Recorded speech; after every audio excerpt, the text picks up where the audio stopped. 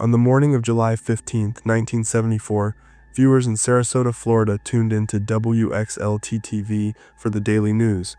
Their anchor that day was 29-year-old Christine Chubbuck. Christine was known for her intelligence, her quick wit, and her professionalism on air. But off-camera she struggled with depression, something her colleagues knew little about.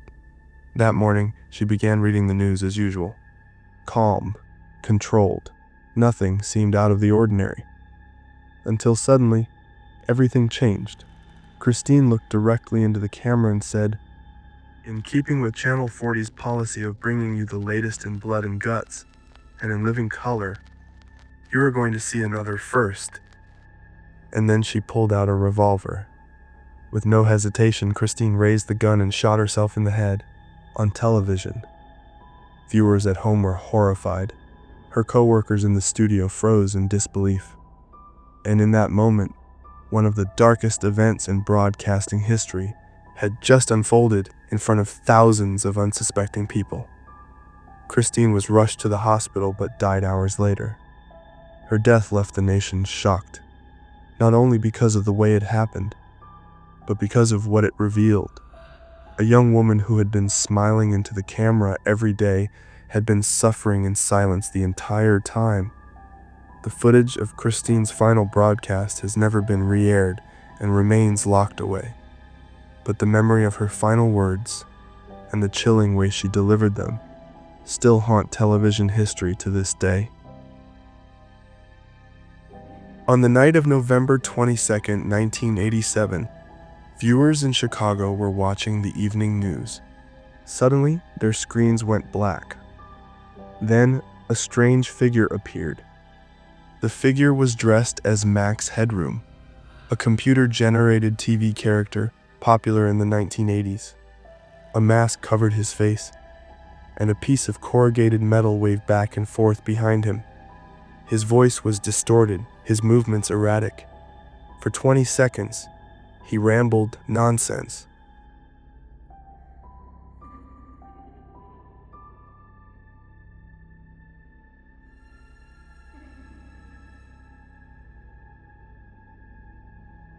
Then, just as quickly, the signal returned to normal. The station apologized, but no one had any idea what had just happened. 2 hours later, it happened again, this time during an episode of Doctor Who.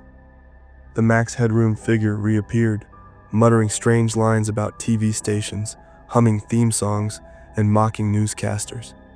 Then came something even more disturbing.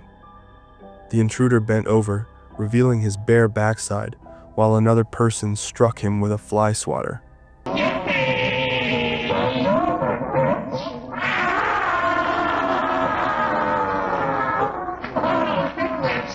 The entire event lasted a minute and a half before the broadcast returned.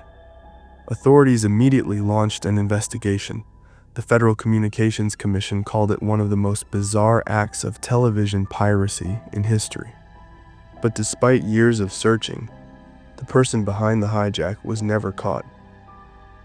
To this day, the Max Headroom incident remains unsolved. A faceless figure who broke into living rooms across Chicago with a mask, a distorted voice, and a performance that made no sense at all. Sometimes the scariest broadcast interruptions are not the ones that terrify you with violence, but the ones that leave you with questions no one has ever been able to answer. On the evening of November 26, 1977, viewers across southern England tuned in to the early evening news on Southern television. It was a quiet Saturday night, and nothing seemed unusual. But suddenly, in the middle of the broadcast, their screens began to flicker. The picture of the newsreader remained on screen, but the audio was gone. In its place came a strange, distorted voice. These include stopping the execution of all captured prisoners of war, allowing Europe to take negotiations. This is the voice of Kumar, representative of the Ashtar Galactic Command, speaking with you. Calm, mechanical, and unlike anything people had ever heard before. The voice introduced itself as Vriyon, a representative of the Ashtar Galactic Command. For the next 6 minutes, it delivered a chilling message. It warned humanity to put down its weapons, to abandon violence and war, to reject the greed of their leaders. It told viewers to prepare for a coming age of enlightenment and that the time left to change course was running out. Some viewers thought it was a prank. Others were convinced they were hearing an alien transmission. Across the region, phone lines to the television station lit up with frightened callers asking what was happening. When engineers regained control, the broadcast returned to normal.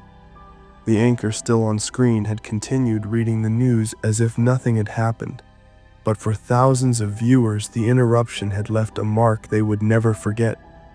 The Independent Broadcasting Authority quickly announced that the signal had been hijacked. They called it a hoax. But no culprit was ever found. Whoever managed to override the signal had incredible technical skill. And despite an investigation, the identity of the hijacker was never uncovered. To this day, the Vrelon incident remains one of the most famous broadcast intrusions in history. For some, it was the work of a prankster with advanced equipment. For others, it was proof of something far stranger. A voice breaking into living rooms across England declaring itself as a messenger from the stars, a warning that humanity's time was running out. And more than 40 years later, that message has never been explained. On the morning of May 7th, 2007, families in Lincroft, New Jersey, sat their children down in front of the television. The channel was Playhouse Disney, a network trusted by parents across the country. Bright colors, friendly characters, and safe programming for kids. But that morning, safety was shattered. Just after 9 a.m., the cheerful cartoons suddenly cut to black. And then, something appeared that no one expected. Instead of Mickey Mouse or Winnie the Pooh, families were confronted with explicit pornographic footage. It played without warning, in the middle of a block of preschool programming. Children across the area sat frozen in front of the screen, while parents scrambled to turn it off. The broadcast lasted nearly 2 minutes, long enough to traumatize viewers, long enough for dozens of parents to grab the phone and call Comcast in a panic. Some said their kids cried. Others said their children screamed, asking questions they weren't ready to answer. One mother described it as the most horrifying moment I've ever had as a parent. When the incident finally ended, Playhouse Disney returned as if nothing had happened. But for those families, everything had changed. Comcast quickly issued a public apology, calling the hijack a technical glitch. They promised to investigate to make sure it would never happen again. But behind the scenes, the explanation was murkier. Investigators discovered that the signal intrusion hadn't come from the Playhouse Disney feed itself. The pornographic content was spliced in locally, somewhere in the distribution line between Comcast and its subscribers. That meant someone with access to the system had deliberately chosen to override children's programming with graphic adult material. No one was ever caught. No one ever came forward. And Comcast never revealed exactly how it had happened. To this day, the Lincroft hijack remains one of the strangest and most disturbing broadcast interruptions in modern history. An attack not aimed at politicians or news stations, but at children. What was supposed to be an ordinary morning of cartoons turned into something terrifying. A moment when innocence was broken, and trust in a screen meant to entertain children was destroyed. The creepiest part is how easily it happened, and whoever was responsible is still out there.